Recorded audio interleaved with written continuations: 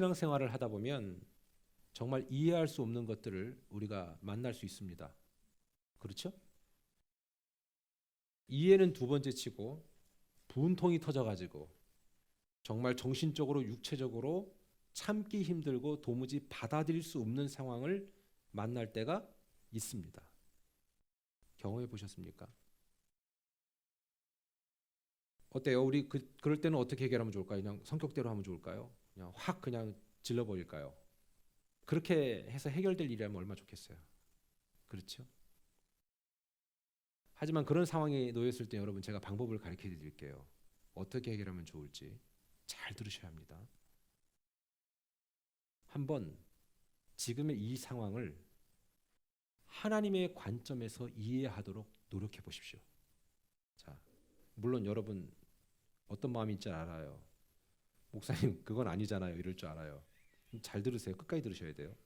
제가 뭐라고 말씀드렸습니까? 이 상황을 하나님의 관점에서 이해하려고 노력하라. 이 상황을 하나님의 관점에서 이해하려고 노력하라. 이 상황을 하나님의 관점에서 이해하려고 한번 노력하라. 자, 이거 공식이란 얘기예요.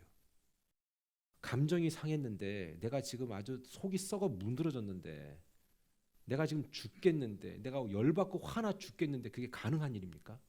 불가능하죠. 그래서 외우라고 얘기한 거예요. 여러분의 감정과 나의 감정 때문에 그것들을 극복하면서 이루어진 결과물이 아니라 그냥 무조건 외워라는 거예요. 왜? 무조건 외워라. 수학 공식을 외우듯이 그냥 무조건 외워라. 어려운 상황 만났을 때 정말 이해가 안 되고 납득이 안 된 상황 만났을 때 하나님의 관점에서 이해하려고 한번 도전해보고 노력하라는 거, 이건 공식이지. 여러분의 감정이 다 소진되어지고 여러분의 감정이 다 해결되고 해결된 다음에 하나님의 관점에서 이해하려고 노력하라, 이게 가능한 일입니까? 안 됩니다. 절대로 안 됩니다. 있을 수가 없습니다. 그래서 이건 외우라고 얘기한 거예요. 외우라고. 어려운 상황에서는 하나님의 관점에서 이해하려고 노력하는 것밖에 없습니다. 그렇게 될 때요, 그 과정에서 그거를 선택한 사람만이 그 과정에서 나의 감정이나 혹은 부정적인 해석들이 상당수 제대로 해석되게 되는 거예요. 그 공식도 모르고 그것도 실제로 해보지 않고 내 감정 다 해결되면 내가 좀 사그러지면 한번 해볼게요 라고 하는 사람들은 평생 한 번도 하나님의 관점에서 그렇게 해석해 보지 못합니다. 그래서 외우라고 얘기한 거고, 그래서 내 감정을 무시하고 내 상황 무시하고 하나님의 관점으로 바라보는 공식대로 해보라는 얘기입니다. 이제 이해하셨습니까? 제발 꼭 한번 시도해 보셨으면 좋겠어요. 아, 그래, 그때 목사님 얘기했지. 이해하려고 하지도 말고 납득되려고 하지도 말고 그냥 공식대로 해봐라. 공식대로. 부부가 싸우면요, 공식대로 한번 해보세요. 감정대로 하면요 화해하고 싶지 않아요. 그냥 너하고 나하고 부족한 게 뭐 있어. 머리끄댕이 잡고 싸울 수밖에 없어요. 그러나 공식대로 해보는 거지. 아, 공식대로 해보자. 여러분, 프로와 아마추어의 차이가 뭔지 아십니까? 프로는요 공식대로 배운 사람들이고 아마추어는 어깨너머로 배운 사람들이에요. 어깨너머로 배운 사람들이 일관성이 없어요. 왜? 자기가 기본이 안 되기 때문에 감정에 휩쓸릴 경우가 너무 많은 거예요. 믿음의 사람이란, 믿음은 내가 바라고 소망하는 것들이 진정 가치가 있는가, 이거를 점검해 주는 게 믿음의 사람이에요. 그리고 내가 보지 못해서 그래서 오는 불안감들로부터 나를 자유케 하는 게 믿음이에요. 그래서 큰 그림을 그릴 수 있도록 나를 인내하도록 도와주는 게 믿음이에요. 이거를 성경 히브리서 11장 1절은 이렇게 말한 거예요. 믿음은 바라는 것들의 실상이요 보이지 않는 것들의 증거다. 그래서 선진들이 이로써 모든 증거를 얻었다라고 얘기하는 거예요. 뭐라고요? 믿음은 바로 내가 지금 간절히 소망하고 소원하는 것들이 진짜 하나님 볼 때도 가치 있는 것이냐, 그리고 내가 지금 보이지 않아서 불안하고 막 너무 어찌할지 몰라 하는 이 모든 내 모습들로부터 인내할 수 있는 힘을 주는 게 믿음이다라는 거죠. 히브리서 11장 1절을 읽을 때는 잘 확 와닿지 않았잖아요. 근데 이제 해석이 되시죠. 우리 지금 사도행전하고 있습니다. 그들이 왜 도대체 무엇에 미쳤길래 그 당시 그 사람들이 그렇게 복음의 열정에 목숨을 걸었을까? 사실 우리 가운데도 그런 분들 계세요. 우리가 이렇게 함께 예수 그리스도의 몸된 교회를 우리가 세워가고 갖고 갈 수 있는 그 근본적인 원인이 뭡니까? 그런 분들 때문에 가능했던 거예요. 뭐 그냥 나는 교회 커스터머야, 이런 분들 때문에 교회는 건강해질 수는 없습니다. 그러나 예수 그리스도의 몸된 교회를 내가 사랑하고, 그래서 내가 하나님 앞에 드려지는 시간, 열정, 나의 재능, 물질, 이것이 난 아깝지 않아. 그렇기 때문에 교회는 건강하게 가는 거예요. 여러분 잘 기억하세요. 내가 이런 것들을 했고 저런 것들을 했고 그래서 나는 어떻게 잘 되겠지? 이거는 아니에요. 그것은 바른 신앙이 아니에요. 사랑하면요, 조건을 따지지 않아요. 그냥 사랑하면 그냥 가는 거예요. 그때 그분들이나 우리나 다르지 않아요. 그때 초대교회 성도들이나 우리나 다르지 않아요. 생각도 삶도 그리고 하는 모든 일도 다르지 않아요. 그때도 직업이 있었고요. 우리도 지금 직업이 있어요. 그때도 사업가가 있고요. 지금도 사업가가 있어요. 말씀드렸지만 바울은 텐트 메이커. 예? 텐트 만들어서 팔아서 브리스길라 아굴라도 마찬가지고요. 지난주에 말씀드렸던 어느 한 여인 베드로에 의해서 복음 듣고 평생 구제했던 여인. 단지 그들은요, 그 시대를 살다가 그 시대에서 쓰임받고 가신 분들이고, 우리는 지금 이 시대에 살고 이 시대에 쓰임받다 갈 사람들이라는 겁니다. 그렇기 때문에 우린 이 시대의 하나님의 뜻과 부르심을 위해서 세워진 사명자입니다. 아멘입니까? 목회자만 사명자라는 착각을 해서는 안 돼요. 안타까운 일이지만 어떤 경우는 목회자라는 분이 정신적으로나 영적으로 평신도보다 훨씬 더 사태가 심각하고 불안하고 안정감이 없는 분들이 너무 많습니다. 저는 오히려 어떤 면에서는 평신도가 훨씬 더 낫다라는 생각을 할 때가 있습니다. 다 같이 옆 사람하고 얘기해 볼까요? 당신과 나는 이 시대의 사명자입니다. 시작. 당신과 나는. 아멘. 여러분 그거 아셔야 돼요. 여러분 지금 사명 감당하고 있는 거예요. 여러분이 주어진 그 사명을 각자 개인적으로 그거를 완성하지 않으면 교회는 건강해질 수 없어요. 저는 저 나름대로 사명이 있는 거고요. 여러분대로 사명이 있는 거예요. 초대교회 성도들이 조금도 흔들림 없이 사명 앞에 분명했던 이유가 뭔지 아십니까? 너무나 분명하고 확실한 복음을 온몸으로 그들은 체감했기 때문에 그래요. 그들은 교회 다니는 걸로 끝나지 않고 교회의 고객이 아니라 자기들이 체감한 거예요. 야, 이게 복음이구나. 그들이 일시적인 감정이나 유행이나 사상에 의해서 좌지우지된 게 아닙니다. 상황과 시간 앞에 얼마든지 그들이 포기할 수 있었지만 포기하지 않는 이유는 그분들이 그 가치, values를 알았기 때문에 그래요. 여러분 가치가 있다고 생각하면요, 목숨 겁니다. 사람은요. 안 그래요? 여러분 결혼도 마찬가지 아니에요? 사랑하는 사람하고 결혼할 때 목숨을 걸 만하니까 결혼하는 거 아닙니까? 그 목숨 걸 정도가 되지 않으면 결혼하면 안 돼요. 저희 개혁 리폼드 철치 교회 목사들은요, 일단은 결혼을 안 하면 목사 안수를 안 줘요. 안 줘요. 예.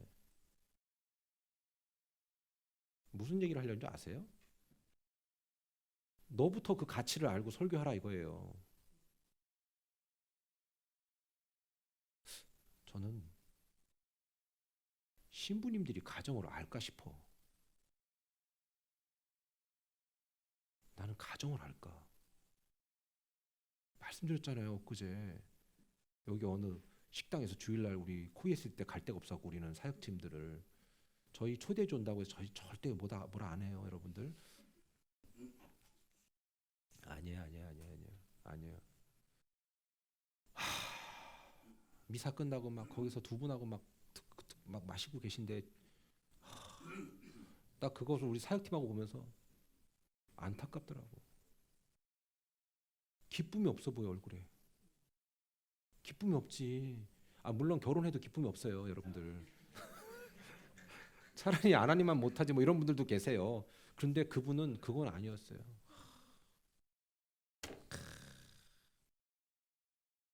근데 그건 아니라고 얘기했잖아요. 어떻게 근무 시간에 드셔? 세상 사람들도 근무 시간에 안 드시는데. 그러면 안 되지. 그냥 안타까웠어. 사명자, 여러분 목회자만 사명자 아닙니다. 여러분도 각자 지금 사명, 여러분 입장에서 잘 감당하고 계신 거 아닙니까? 전 그런 맥락에서 볼 때 우리 교회는 건강하다고 생각합니다. 셀 리더들, 팀장들, 각자 맡은 우리 성도들 그 역할을 충분히 같이 감당하는 거. 진정한 믿음은요. 그래서 상황과 시간에도 굴복하지 않아요.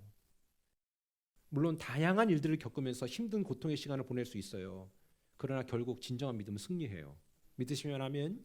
그렇다면 그들이 붙들었던 그 복음이 무엇입니까? 조금도 흔들리지 아니하고 그 사명을 삶의 현장에서 전할 수 있었던 그 이유가 뭡니까? 세 가지입니다. 보았고 느꼈고 체험했기 때문에 그렇습니다. 뭐라고요? 시작. 보았고 느꼈고 체험했다. 믿음이라는 게 보고 느끼고 체험하지 않으면 다 힘들어요. 여러분, 자기가 봐야 돼. 자기가 느껴야 돼. 자기가 체험해야 돼. 이거 없이 교회 나오라고 하는 게 얼마나 힘들어요. 얼마나 힘들어요, 여러분. 얼마나 힘들어요. 그렇잖아요. 보지도 못한 사람한테 막 푸시하니까 믿음이 얼마나 힘들어요. 내가 너 때문에 나가는 거야. 막 이럴 수도 있고. 지도 느끼지 못하는데 느끼는 척 하려니 얼마나 힘들어. 내가 볼 땐 다 거기서 거기야. 그 나물에 그 밥이고. 여러분 뭐라고 하는 거 아니에요. 자기도 몰라. 뭘 인도해 근데. 자기도 모르는데. 자기도 체험을 못했어. 체험을 못한 여러분 체험한 사람은요. 지난주에도 나왔던 단어가 또 나오네. 대뽀가 있어요. 체험한 사람은요. 덤벼봐. 이게 있어요. 자기가 체험을 못하니까 뭐라고 얘기하면 막 깨갱하는 거예요. 체험한 사람은요. 그래? 그래 너 그렇게 해봐. 한번 해봐. 해볼 테면 해봐. 이게 되는 거예요. 보았고 느꼈고 체험하면요. 간증이 안 나올 수 없어요. 간증이. 여러분 전도는 간증이에요. 내가 느끼는 대로까지 얘기하는 거지요. 예. 돈이 안 됐는데도 얘기하는 사람이 누구예요? 식구들이에요. 그러니까 식구들은 싫어하는 거잖아. 부부고 돈이 안 돼도 막 얘기하잖아. 당신 이러지 말어. 당신 이러지 말어. 돈이 안 돼도 얘기하는 게 가족이잖아요. 그렇죠? 또 디톡스에 꽂히지 말고 어떤 것이라도 제가 동기들하고 통화를 할 때면요. 우리 어르신들에게 정말 죄송한 얘기인데요. 언제부턴지 이제 안부 인사 중에 건강이 주더라고요. 옛날 같으면 뭐 여러분들 일 거 아니에요. 여러분들 젊은 친구들끼리 통화할 때 야 요즘 어떻게 지내니? 야 요즘 뭐가 뜨냐? 뭐가 재밌냐? 이런 거의 대화 내용인데 한 50줄 넘어가시면 이럴 거예요. 뭐 요즘에 아픈 데는 없고 뭐 이런 거 얘기해요. 막 마음이 짠해지는 거 아닙니까? 그리고 진짜 우리 아버지는 내 나이 때 뭐 했지? 뭐 이런 생각하고 그리고 괜히 앨범 막 뒤적이고 막 그래요. 제가 요즘에 그래요. 앨범 뒤적이면서 우리 아버지는 이 나이 때 이거 하셨구나 이거 했구나. 아유 참 내가 그때가 됐네. 여러분 서로의 건강을 위해서 챙겨주고 안부를 묻는 거 되게 중요한 거예요. 그거 나쁘지 않아요. 좋은 겁니다. 그런데 과연 우리가 대화하는 내용과 그 깊이가 복음에 대한 갈망과 열정을 말하는 소재는 몇 퍼센트나 될까? 우리 이거 한번 물어보고 싶어요. 내가 요즘 느끼고 내가 성장해가는 과정에서 만나는 하나님에 대해서 내가 매일 경험하는 그 성령에 대한 이해를 내가 나누는 것에 대한 그 대화의 내용은 과연 우리 대화 소재의 몇 퍼센트나 차지하는가? 저는요 사실 개인적으로 내 부모님에게 불평이 좀 있었어요. 왜냐하면 입만 열면 어르신한테 입이라고 얘기해서 죄송하지만 이해를 돕기 위해서 말씀드리는 거예요. 그냥 하나님의 나라 하나님 복음만 얘기하니까 재미가 없는 거예요. 재미없지. 여러분 같은 재밌겠어요? 그래서 목사하고 있으면 재미가 없는 이유가 거기 있는 거예요. 그래서 좋은 데 갈 때 저만 빼놓고 하려는 이유가 바로 거기 있는 거예요. 근데 괜찮아요. 중요한 건 뭐냐? 다들 그냥 자기 소견에 옳은 대로 살고 있다는 거죠. 그렇게 이기적으로 살아가면서 뭐라고 해요? 자기는 누구보다 하나님을 사랑한다고 막 입으로 얘기해요. 심지어 교회도 안 나가요. 어떤 분들은 하나님을 사랑한대. 교회는 다 썩었대. 에이, 자기는 더 썩었으면서 자기는 속에서 썩어 뭉들어지면서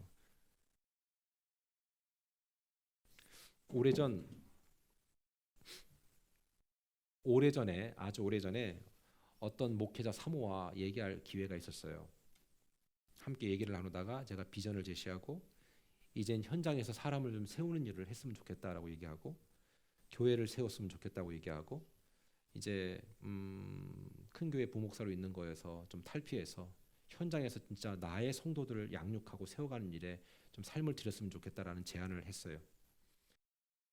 이제 섬김의 반열에 직접적으로 섰으면 좋겠다라고 얘기했죠. 모든 이 땅의 부목사님들이 문제가 있다고 얘기하는 건 아닙니다. 저는 그분한테는 그렇게 얘기했다는 얘기입니다. 그분은 돈도 가졌고 명예도 가진 분입니다. 많이 가진 분입니다. 하지만 돌아온 대답은 뭐였냐면, 난 그 길이 고달프다는 것을 너무 잘 알기 때문에 그 길을 내가 굳이 가야 할 필요를 못 느낀다라는 얘기를 들었고, 나는 성도들한테 평생 밥이나 해주고 살고 싶지 않다고 얘기하는 걸 들어서 너무 마음이 아팠습니다. 너무 잘 알기 때문에, 너무 잘 알아서 안 하는 건 하나님이 이해하실 것 같습니까? 영성은 꾸준함이라고 얘기했습니다. 제가 이번 주에도 저희 교회 한 분의 집사님한테 이렇게 말씀드렸습니다. 집사님 고마워요, 감사해요. 그렇게 꾸준하게 하셔서 감사해요라고 말씀드렸습니다. 그랬더니 그분 저한테 이렇게 말씀하시더라고요. 아니요, 제가 더 감사해요. 여러분, 가치를 아는 사람은요, 자발적으로 그 일을 하는 거지 오래 하지도 못합니다.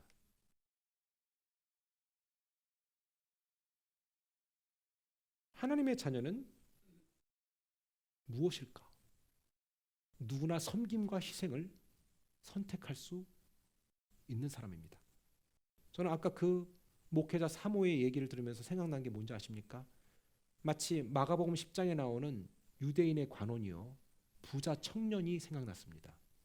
예수님이 그랬습니다. 네 소유를 다 팔아 가난한 자들에게 주고 나를 쫓으라라고 얘기하니까 그 청년이 어땠어요?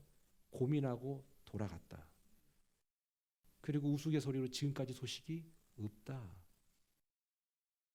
나는 희생 안 하겠다는 겁니다. 나는 섬기고 싶지 않다는 겁니다.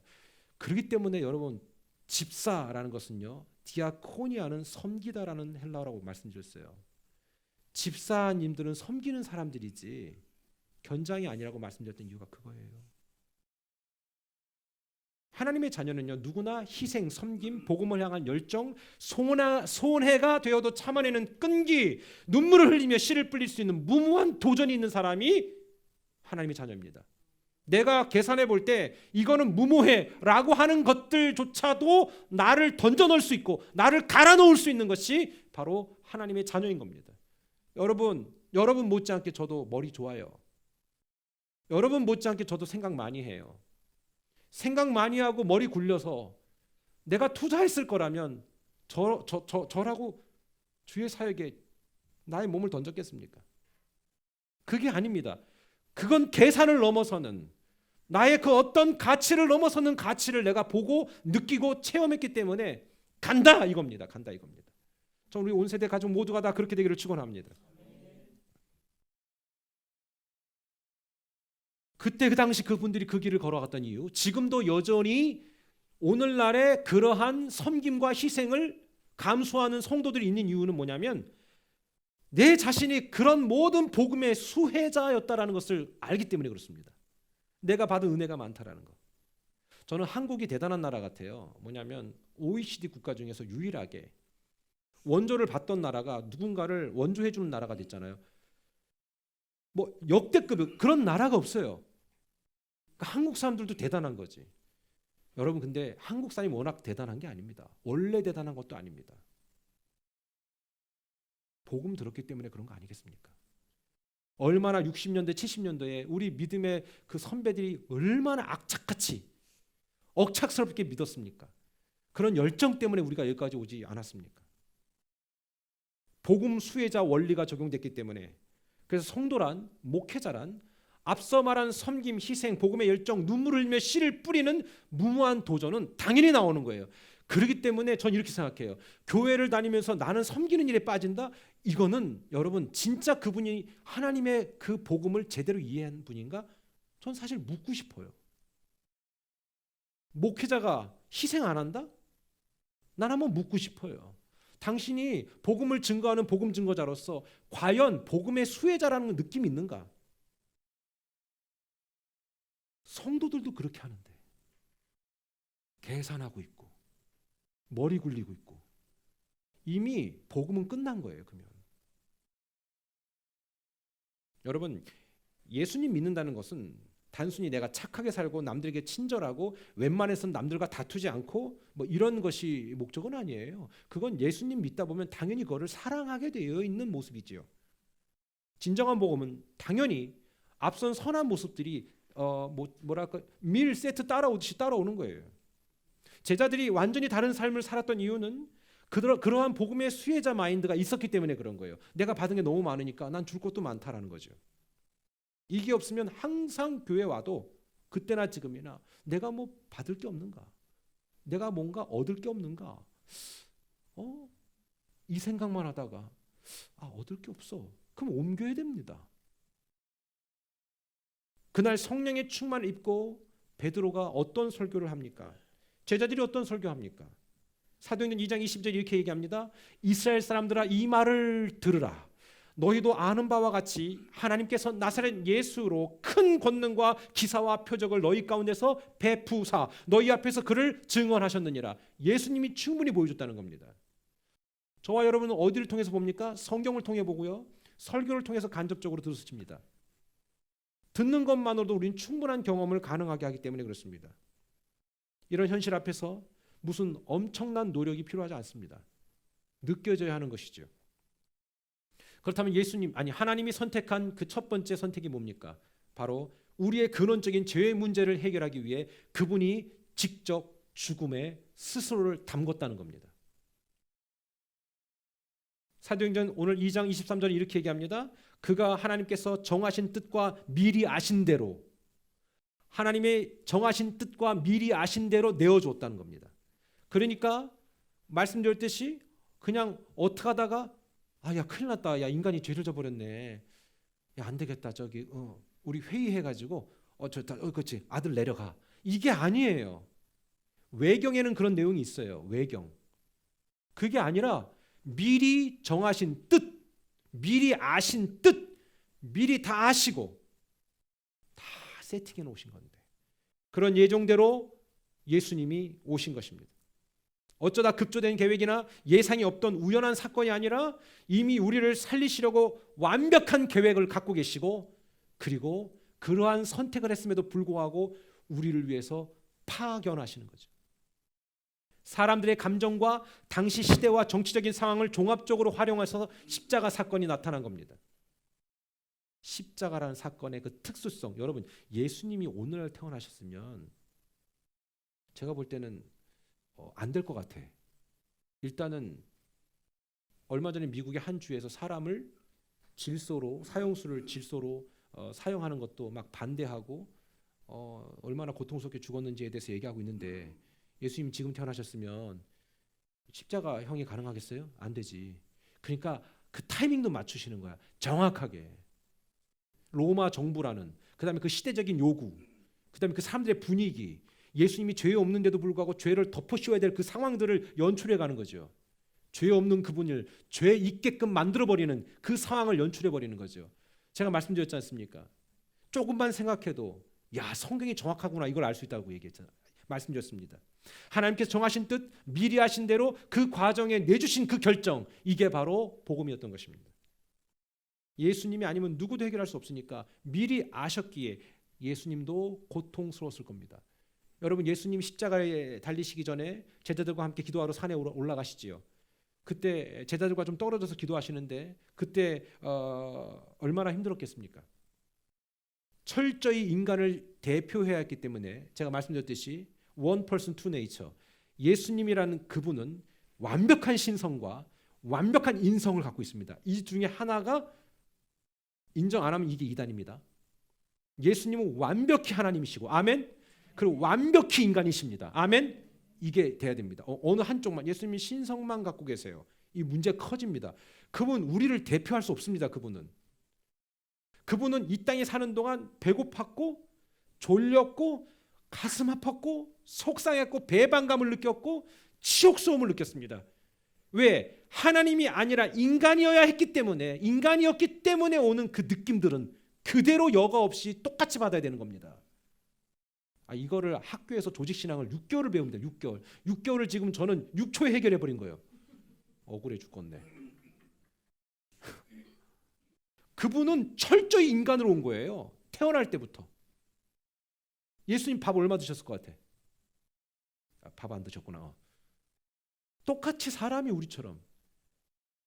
예수님은 예수님이니까 40일 금식하지? 아닙니다. 그럴 때는 예수님의 신성이 개입되면 안 됩니다. 철저히 인간적인 것만 있어야 됩니다. 그러니까 사탄이 와갖고 유혹하잖아요. 내가 너 떡 줄게, 빵 줄게. 지금으로 얘기하면 뭔지 아세요? 너 돈 줄게, 명예 줄게.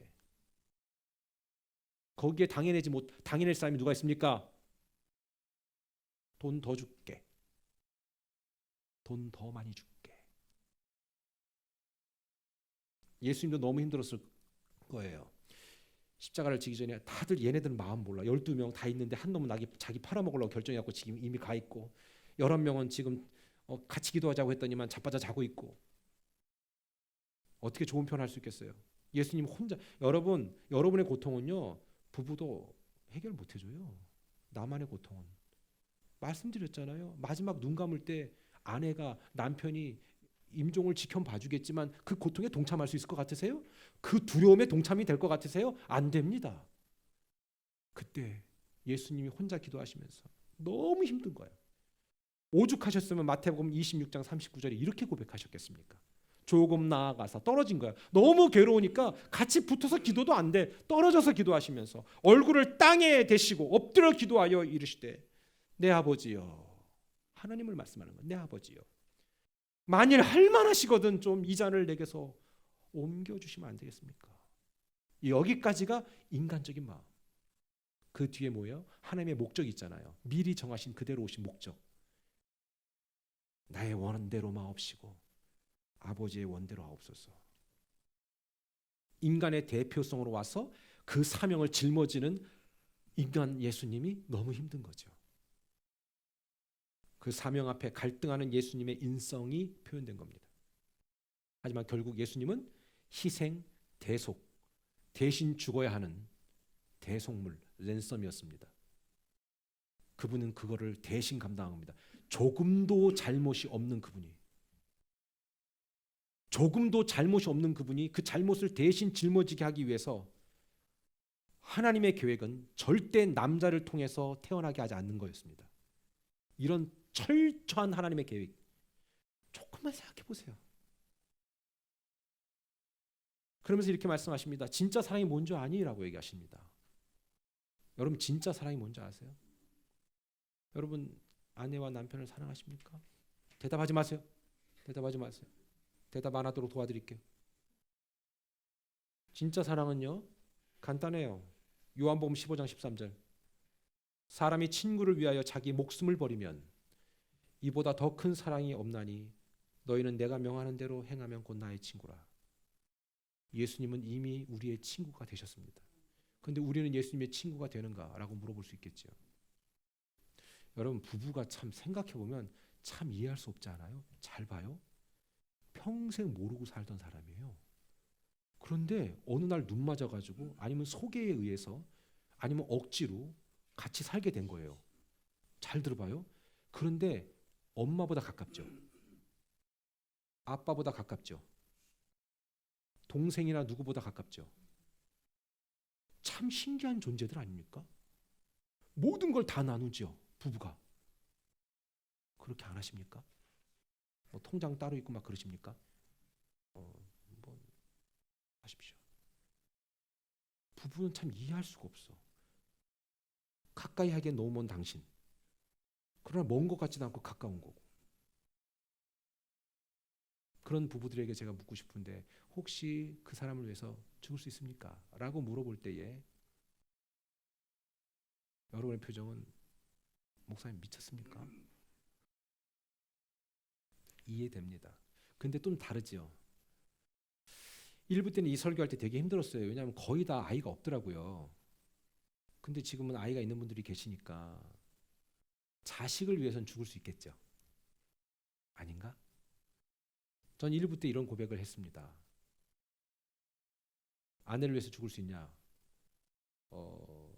죽을 수 있겠더라고요.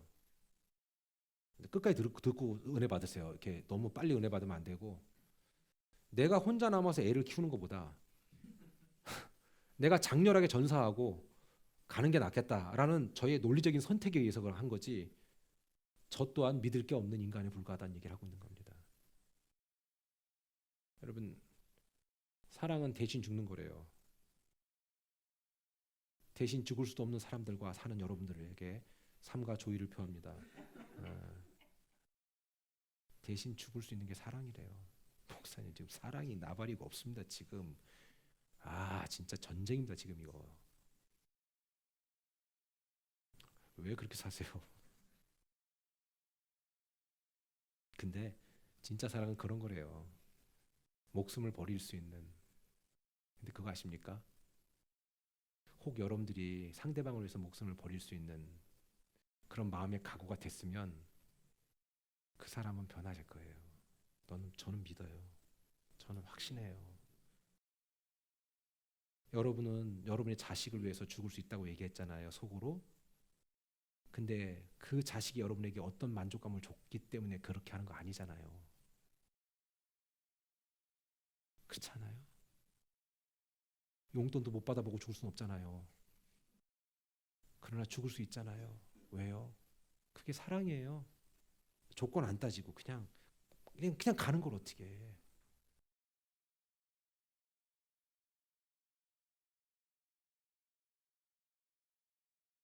우리 대부분은 나를 위해 사랑을 선택하죠.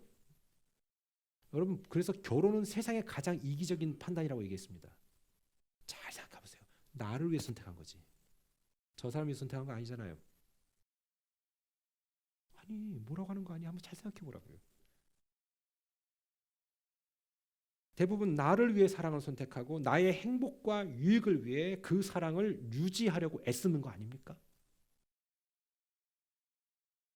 아까 말씀드렸듯이 물론 이 원칙을 깨는 게 자식 사랑입니다. 하지만 엄밀히 말해 우린 이러한 사랑에서조차도 철저히 이기적이며 자기중심적일 수 있습니다. 그러나 예수님은 그렇게 사랑하지 않았습니다. 우리에게 어떤 조건도 어떠한 유익도 생각하지 않으시고 우리 살리려는 그 목적 하나 때문에 우리를 사랑하신 거예요. 그리고 죽으신 거예요. 그러니까 이거를 이해한 사람이 이 사랑이 안 나갈 수 있겠냐는 거예요. 그 희생을 경험한 사람이 하나님의 나라와 복음을 위해서 내가 희생을 선택 못 하겠습니까? 그러니까 교회에서 내가 신앙생활하면서 내가 그런 가족 구성원과 함께 어우러져 가면서 내 안에 희생과 섬김이 없다? 이런 분은 복음을 이해 못했기 때문에 그런 거예요. 교회를 아무리 오래 다녀도 소용없어요. 내가 복음을 이해 못했기 때문에 희생이 뿜어져 나오지 않는 겁니다. 섬김이 없는 겁니다. 없는 거예요. 안 되는 거예요. 내가 느끼지 못하는데 왜 나한테 자꾸 섬기라고 얘기하냐 이거죠. 어때요? 예수님은 아무런 관계도 없어. 관련도 없어. 잘못한 것도 없어 그분은. 그런데 왜 그 길을 선택해야 되는가? 이거를 확 느끼게 될 때 우리가 그 일들을 함께 공감하면서 같이 꾸려나갈 수 있는 거예요. 성도란 그래서 그 일들에 대한 공감 능력이 있기 때문에 함께 희생과 섬김을 같이 만들어가는 거 아니겠습니까? 이 사실을 깨닫게 되는 순간 우리 누구나 그 당사자를 위해 나의 삶을 걸을 수 있고요. 나를 드릴 수 있고 조금도 아까워하지 않을 수 있습니다. 그때 초대교회 성도들은 그게 가능했던 이유가 뭐예요? 그들은 봤어요. 느꼈고요. 체험했기 때문에 그런 거예요. 그러니까 이거 하기 전에는 좀 기다려주세요. 그 사람을. 보지도 못한 놈한테, 느끼지도 못한 놈한테.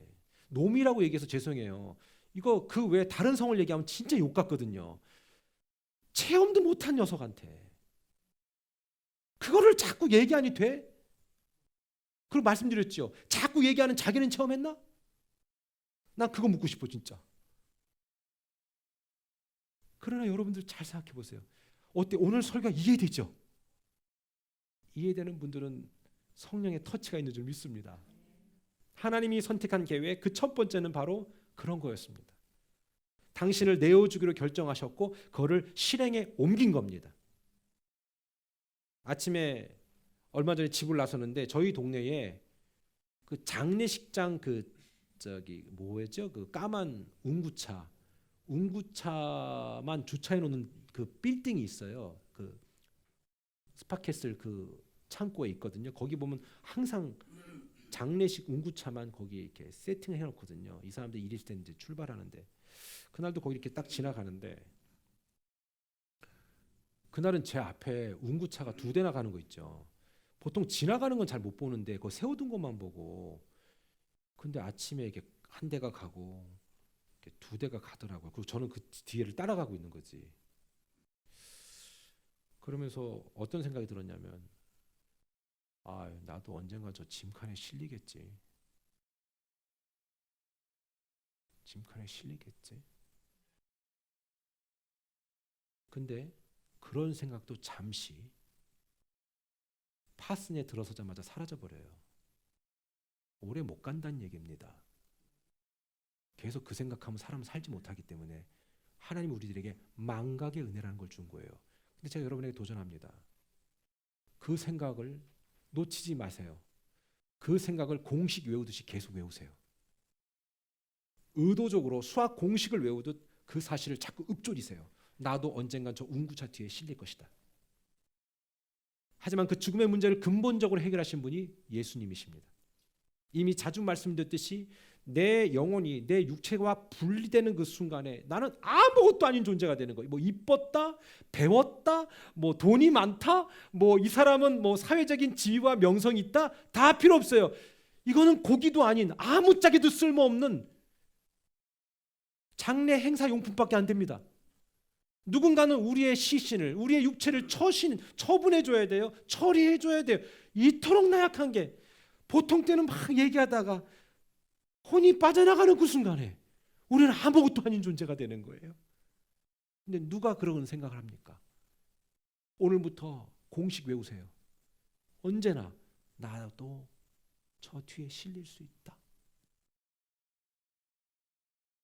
하지만 그것이 끝이 아니라고 성경은 말해주잖아요.